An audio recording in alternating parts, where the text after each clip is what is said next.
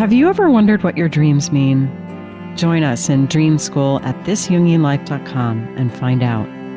Jung wrote, "Dreams are a little hidden door in the innermost and most secret recesses of the soul." Dream School is a unique, self-paced online program you can start at any time that unlocks access to your inner world. Our 12-month program provides the support, knowledge, and guidance you need to reach within, decipher your personal dream code, and harness it to optimize your life. By enrolling, you'll join an affirming community of fellow travelers, each pursuing a unique quest. And it's fun. Join us on an adventure to wholeness and healing through understanding your dreams. Go to thisjungianlife.com and click on Dream School. You'll be taken to our secure checkout. Once you join, you'll get immediate access to our first 3 modules. You can get started right away. We look forward to seeing you there. Welcome to This Jungian Life. 3 good friends and Jungian analysts, Lisa Marciano, Deborah Stewart, and Joseph Lee, invite you to join them for an intimate and honest conversation that brings a psychological perspective to important issues of the day. I'm Lisa Marciano, and I'm a Jungian analyst in Philadelphia. I'm Joseph Lee, and I'm a Jungian analyst in Virginia Beach, Virginia. I'm Deborah Stewart, a Jungian analyst on Cape Cod.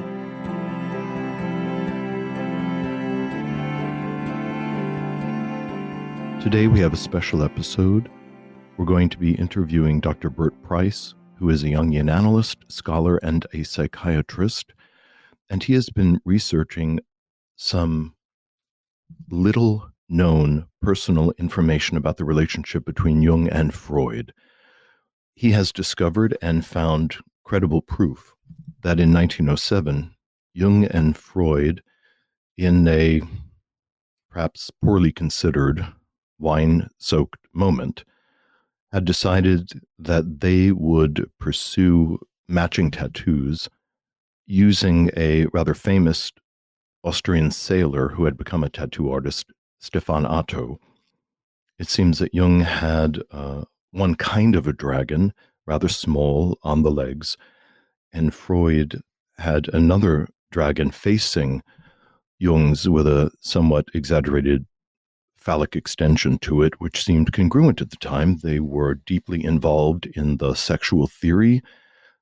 Jung appreciated this demonstration of paternal phallic authority, and he was very appreciative of that relationship with Freud. I think over time this became reconsidered by both of them, particularly with the rift in their relationship.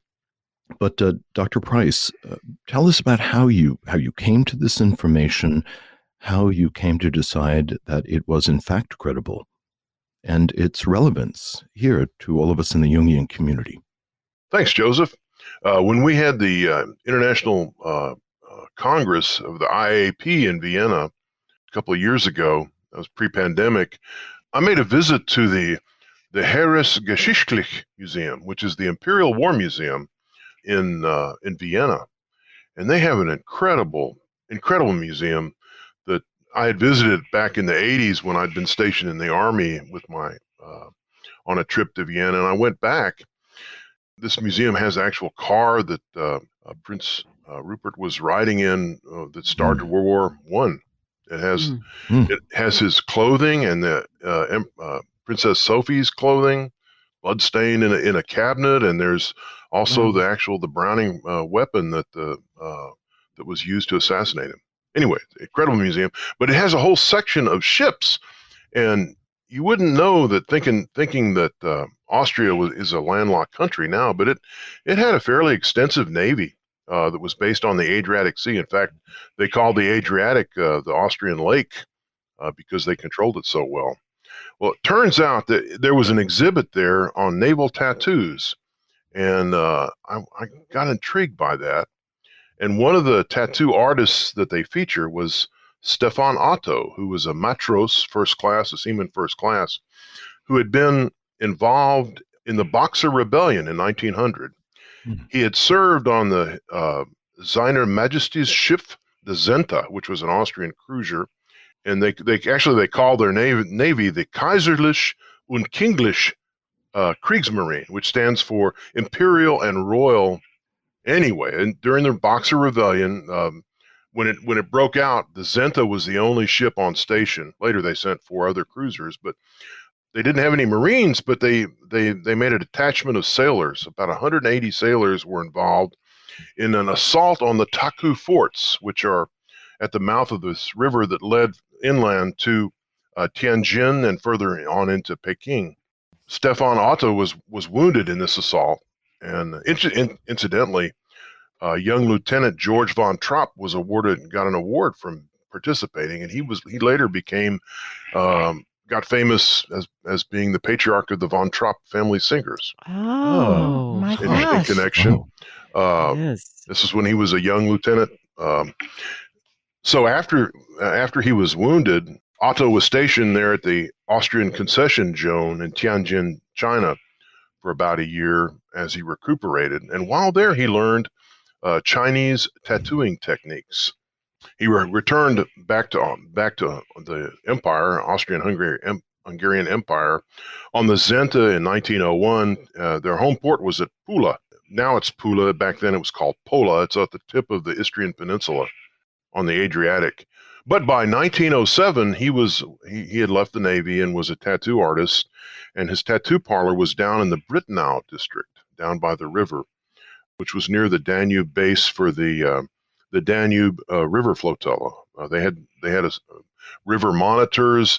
Most of their river fleet was further downstream and in Hungary and further east. But they had a district around on the river where these tattoo parlors were, and this is where Jung and Freud went to get their tattoos. Now, we know that the Jungs went to Vienna, Emma and Carl. They went on the 25th of March in 1907, and they stayed for about a week. The famous first meeting was on that Sunday, where they met, had lunch, and then excused the wives. And I think Binswanger was there with them. They excused him as well, and they had their first interaction, or first long conversation. Went on for 13 hours. They went to 2 in the morning. It just must have been so electric, the meeting of these two great minds, and just this kind of recognition of each other's genius. It's such a wondrul story, this first meeting. And Freud was so delighted to have a younger, prominent psychiatrist. Jung was active in the Burgholzli, and he was established in the Gentile psychiatric community. At the time of their meeting, Freud was 50 and Jung was 30.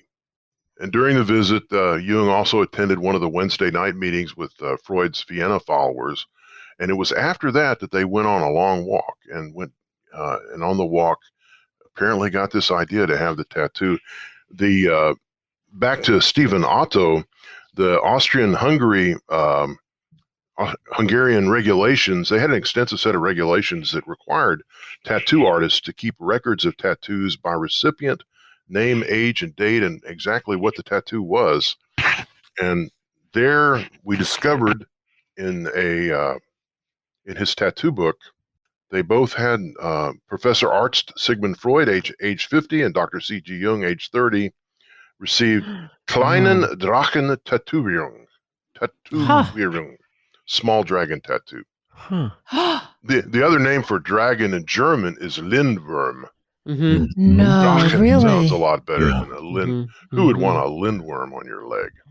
Right, Prince Lindworm. So Bert, how did you discover this? Well, I in looking at Otto's tattoo images, they have those. They were there in the museum. I noticed a striking. I mean, some of those look like images from the Red Book. Jung's dragons that are in the Red Book, they look so familiar, and we had access to his record and just got interested, and we dug into it. And I had the assistant of a Viennese, one of the museum staff that helped me out with this, and no one No one had ever noticed this before. No one knew that they had these tattoos because they had their tattoos were on their legs, on their calves, and they were, matching they were two dragon tattoos that when they stood together, the tattoos were facing each other. You know what's so interesting about that, though, Bert? I just want to say, so when they were standing next to each other, and say Jung was on the left and Freud was on the right, the dragons would have been looking at each other. But if they switched places, the dragons would have been looking in opposite directions. Right, that tension of the opposites that they would all have had to held, which was part of their relationship. Yeah, definitely. Yeah, and then when the split happened, those dragons were facing apart. Yeah. They sure were, yeah. I'm also intrigued by this sailor who was stationed in China and obviously got some very Asian and Chinese images of dragons that I think we can see the influence of that in the Red Book, in Jung's own later artistic renderings of dragon images. Yes, and it's interesting. It was interesting to me to find out that dragons imagery in China, they have 4 claws, but the further east you move, in Korea, they wind up with 3 claws. In Japan, they have 2 claws. And these were 4-clawed dragons. I am looking right now at an image of a dragon from the Red Book, and it indeed has 4 claws. So it's fascinating to think that Jung's iconography was influenced by the Boxer Rebellion. I mean, it's just the confluence of the threads of history. It's just kind of awe-inspiring. Yeah, and the connection between East and West in such a surprising way. And the biggest anti-imperialist uprising that was crushed by the eight powers went in and crushed it, kept control. Actually, Austria kept their concession until World War I, and they lost it then. But they kept the presence to 1900 to about 1914. And having this knowledge, when you read the Freud-Jung letters, there's some interesting. It brings some clarity. On the 2nd of April, this was after the visit, Jung wrote to Freud, "That last evening with you has most happily freed me inwardly from the oppressive sense of your paternal authority. My unconscious celebrated this impression with a great dream which has preoccupied me for some days and which I have just finished analyzing. I hope I am now rid of all unnecessary encumbrances." Now, we don't know what the dream was. But something about getting those tattoos really put something into place for Jung. I think he talked Freud into it. Yeah.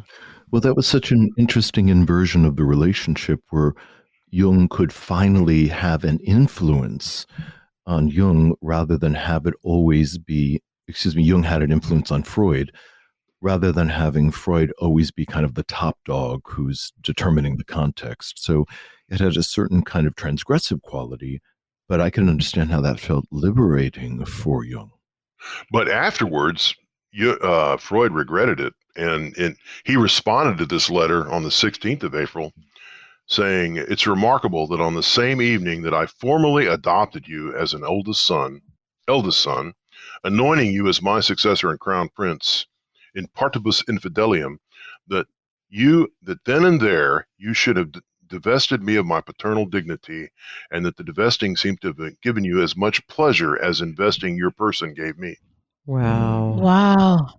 So in some sense, these tattoos were both a gesture of their incredible connection, but already kind of sowing the seeds of the later descent. Is that how I'm understanding this? Yes. Okay. Yeah. Wow. Okay. It's amazing that in trying to transform the relationship from kind of a father-son to more of a brotherly relationship, it really sowed the seeds of the split, even as they were trying to cement their relationship with these twin tattoos. What a paradox. Because getting a bro tattoo implies a reciprocal relationship, not a hierarchical. Exactly.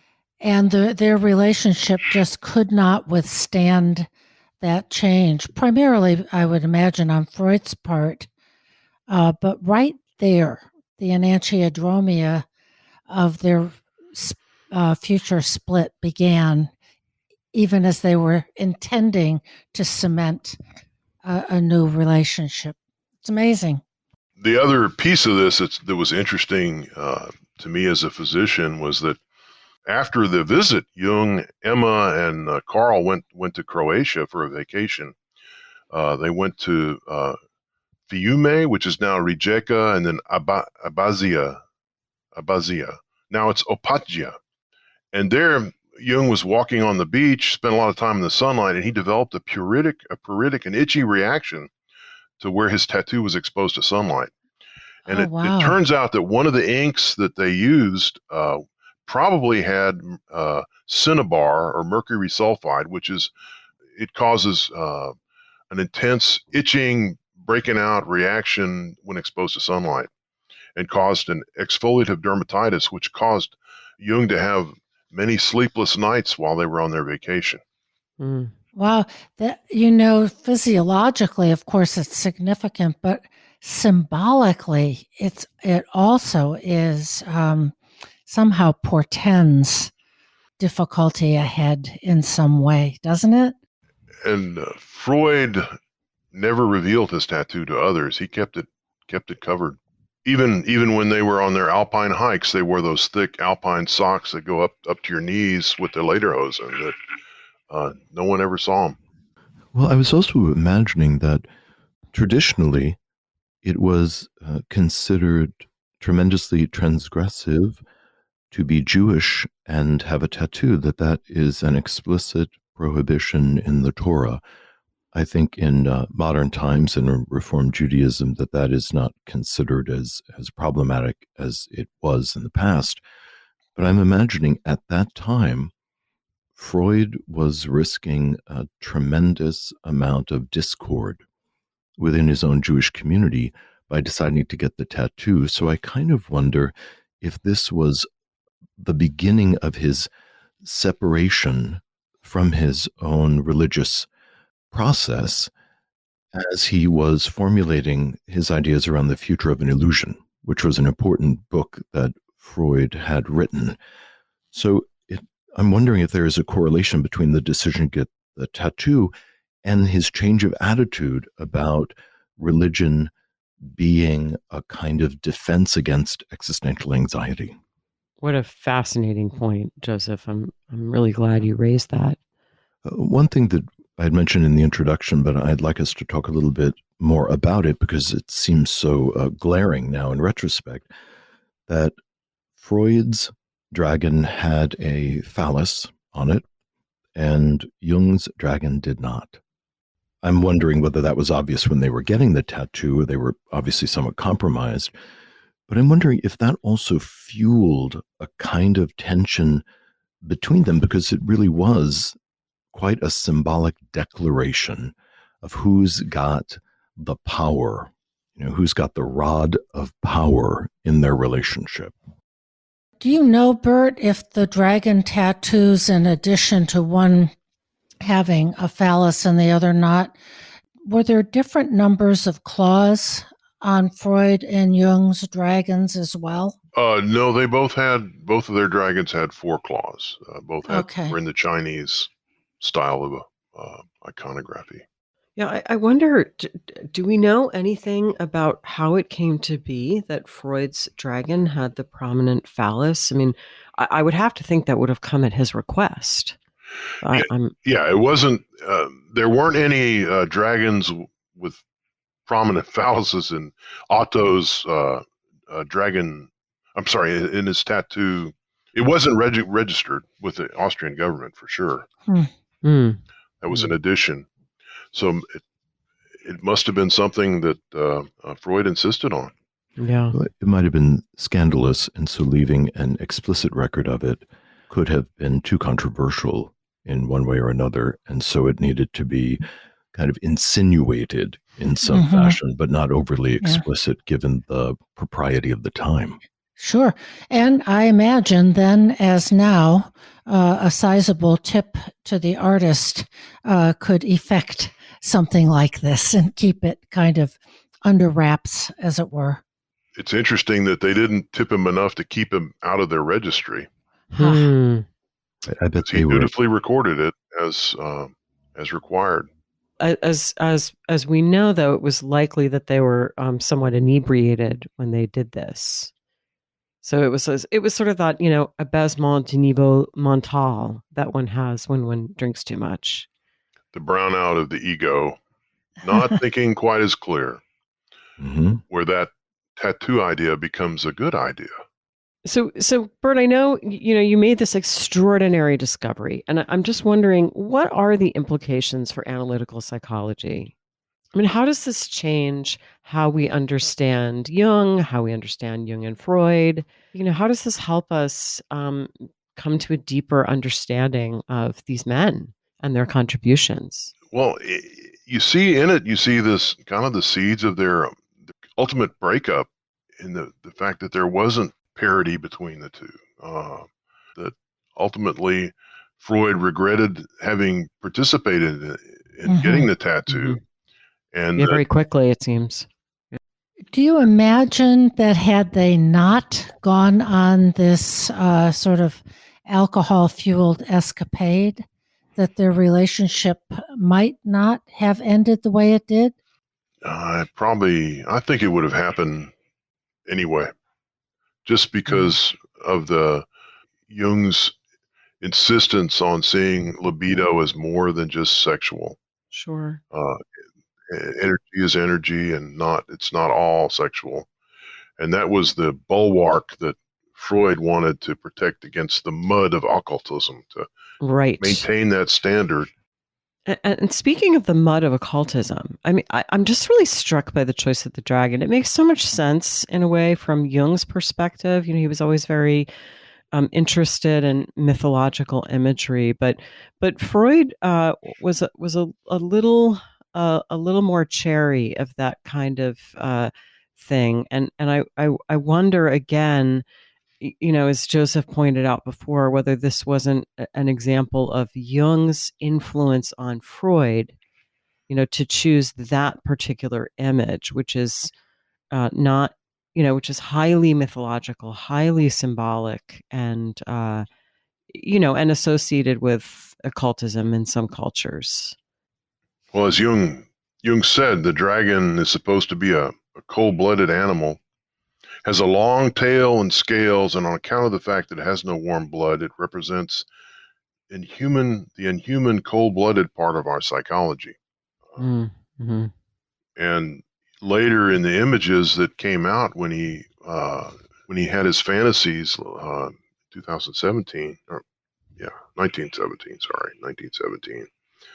the images of Amavictu, the dragon eating the sun, and this transformation of Amavictu from an old man to a bear to an otter to a newt to a serpent and then to Philemon. Wow. Bert, listen, I know you followed up after you made this just extraordinary discovery, and you did some research and found out what became of these tattoos. And I'm wondering if you could share that with us. After the rift in the relationship, what did the two of them do with these tattoos that were in some sense kind of imprinted on their bodies, this testament of lifelong friendship? What I discovered was that Jung had an addition to his dragon tattoo. He had a small Siegfried with a sword slaying the dragon superimposed on that dragon tattoo. Oh, wow. And Freud had it surgically removed, had his. Which would have left him with a sizable scar, which again is, so symbolic, I'm sure, of the emotional scarring that ensued due to their breakup. I'm appreciating that, Jung's image of Siegfried slaying the dragon was part of Jung's personal mythology, but it also does have that phallic image of the sword penetrating. And Jung had that dream later of Siegfried where Siegfried is coming through a mountain pass, and he and his companions have rifles, and they're waiting to shoot him, to take Siegfried out. And Siegfried may have represented Freud, carried some of that for him. Yeah, Well, yes, that is a very little known association of Jung's, the correlation between Siegfried and Freud. It's interesting because I was thinking that Jung may have associated the dragon with Freud, and that him having Siegfried tattooed killing the dragon would have also kind of carried this a kind of murderous impulse toward his former mentor. I suppose it could be both and, as with many things in the psyche. Mm-hmm. It's so interesting because at one point, when they were traveling together, Freud interpreted one of Jung's dreams as Jung having homicidal wishes toward him. And Freud at that time, felt that was an absolutely incorrect assumption. And yet maybe it was prefigured by the Siegfried image killing the dragon, that it was there after all.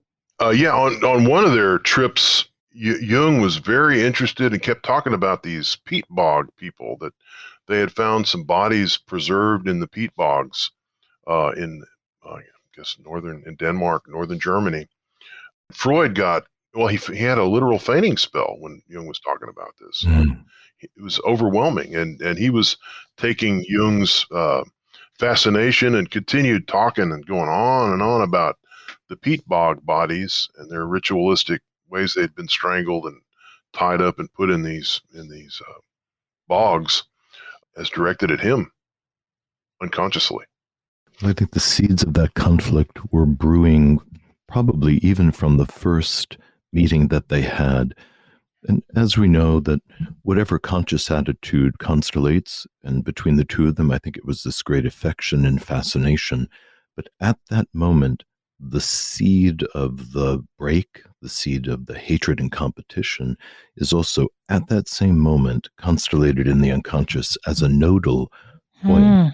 And one could imagine that being symbolized, perhaps in both of their psyches, as warring dragons. And so even though and this is, of course, I'm just riffing right now, but even though it seemed like a gesture of brotherhood and intimacy, getting the tattoos together, it also carried that other valence, that these two, clawed, fanged images are facing off with each other, and particularly when they would sit very close together, and Jung's left leg and Freud's right leg would be right next to each other, one could imagine that this was a kind of snarling quality. And there are one or two photographs of the two of them locking their legs together while they were drinking in a cafe, which I think was an unconscious kind of parapraxis or Freudian slip.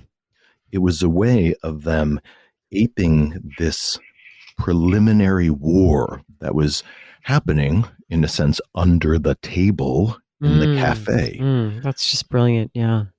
And Jung never forgot the pain of that exfoliative dermatitis that the tattoo had caused, that when exposed to sun there on the Adriatic coast. That was a physical memory of that pain.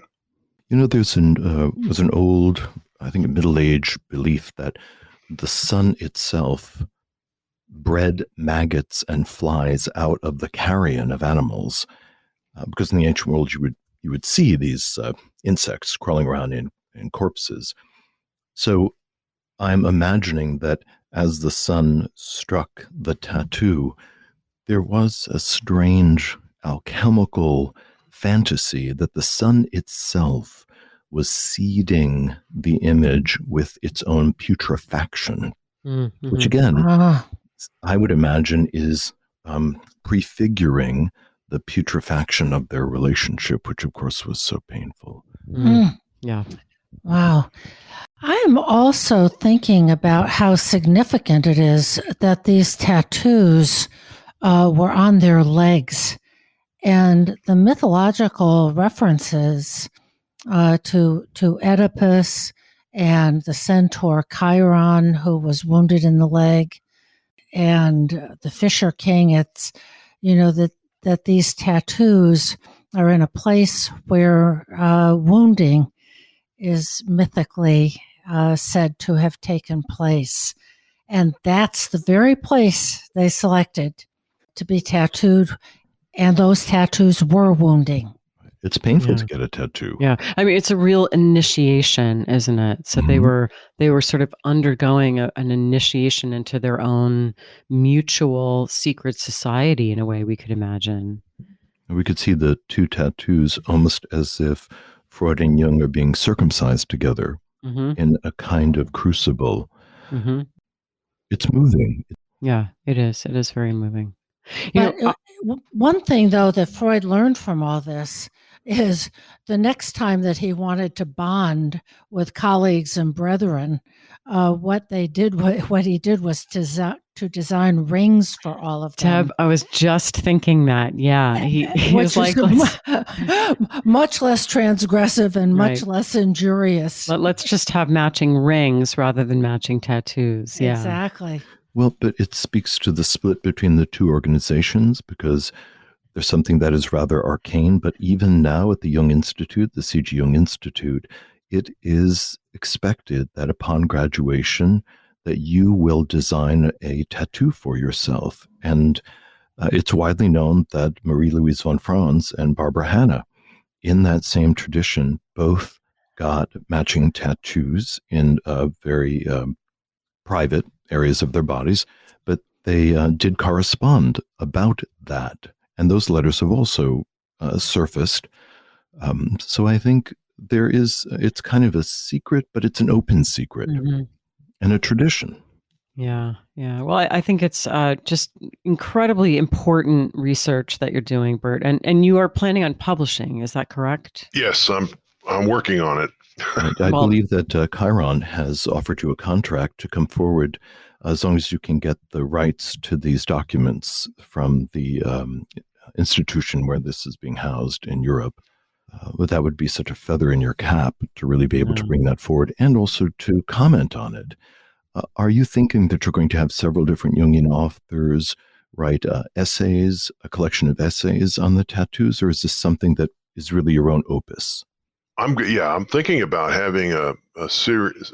Jungian authors discuss their own tattoos in the tradition of Freud and Jung. That would be so rich. Much like Spiegelman's book about Jungian sensibilities, and Jung, he had a series of analysts discuss their views, and I think the Interregional is thinking about that as a requirement too. I think. Have you heard that? It has come up before. I know in the training committee. The executive committee has had ongoing discussions, and we're not quite ready to bring it before the membership, but it's on the cusp. Will there be a standardized tattoo, or is it individualized?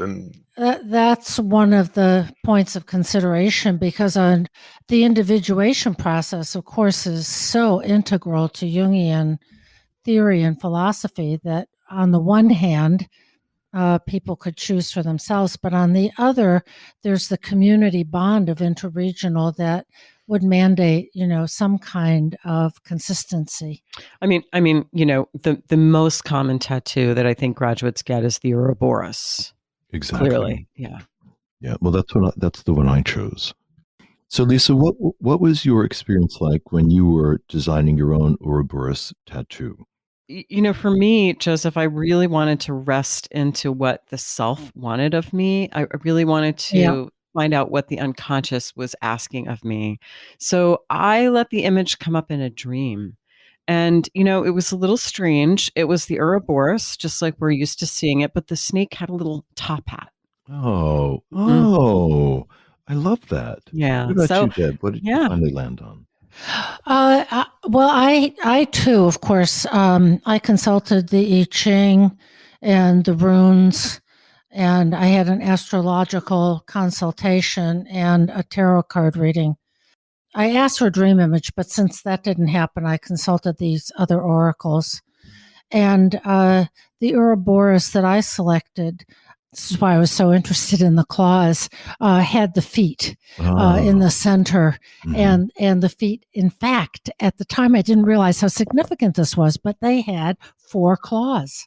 Oh, that Well, is and so 4, interesting. of course, is a number of wholeness, That's right. right? Exactly. Eternity. Yeah. Mhm. Right. I've had a very strange, I don't know, it kind of feels synchronistic to me, but when I decided to get my tattoo, I was really shy about it being visible. So I got it very high up on my hip and actually really to the side of the glute maximus, on the left side of my hip. And what's been happening is as I'm aging, and by the way, everybody, I'm turning 60 at the end of March, is that as my skin is becoming really crepey in that area, that the dragon itself is taking on this kind of weazened quality to it, which actually feels like it is the development of the self that is happening. And I'm sure I'm just adding a certain amount of meaning to it. But, when I get out of the shower and it kind of, I always, of course, take a look at it. And as it continues to kind of droop a little bit and get crepier, it looks a little bit like it's kind of squinting when it looks at me, and it's taking on a very animated kind of quality, which brings a kind of numinous energy to it in a way that I couldn't have imagined would happen. I must confess, I never went the tattoo route. I'm probably of an older generation of analysts, but I did have a dream that where a Roman centurion gave me a ring, and I had that ring. I painted it, and then I took it to a local jewelry store and had it made, and I wear that Mm. ring. In fact, I remember when I was working at a psychiatric hospital when CEO took the whole staff out and they went to Memphis and they all got tattoos. I didn't go on that trip. And even he got one. He got a poison tree frog, but it was down low where he could cover it with crew socks when he golfed. And that's why when I saw this, Jung and Freud's tattoo was higher up, kind of in the meaty part of the calf. It wasn't down low, but there was myself and the chief nurse at this hospital. We were the only people without tattoos. So we formed a chapter of PETWOP, people without tattoos or piercings in inappropriate places. Mm-hmm. But I did wear the ring. But this goes to the whole Jungian identity and the way that when we look to Jung and Freud to some degree, and we're trying to create a taproot into that energy, into that identity, and bring it forward in a way that is embodied. And so we're also leaning into this whole kind of Zarathustra spoke essay, where Jung became really interested in the way his ideas were relevant to the alchemy of the body, which I think this is leaning into in as much as Jung had the idea that the body had to reflect something about the archetypal dimension of the relationship with Freud. And that even now, as each of us get tattooed when we graduate, also, I think, are carrying that tradition that the body should reflect a change of that magnitude. Wow. Mm-hmm. Yeah, it's a real marking of a passage. Yeah. Mhm. Yeah. So the tap root becomes the tat root. Clever, very clever. I like that. Absolutely. Bert, I just want to go back for a second to your your actual discovery, because I'm just imagining, I'm picturing you there at the Heeresgeschichtiliches. How do you pronounce it? Heeresgeschichtlich. Heeresgeschichtlich. Heeresgeschichtlich. You might try, how about the king and emperor and king? Kaiserlich and Königisch. Kriegsmarine.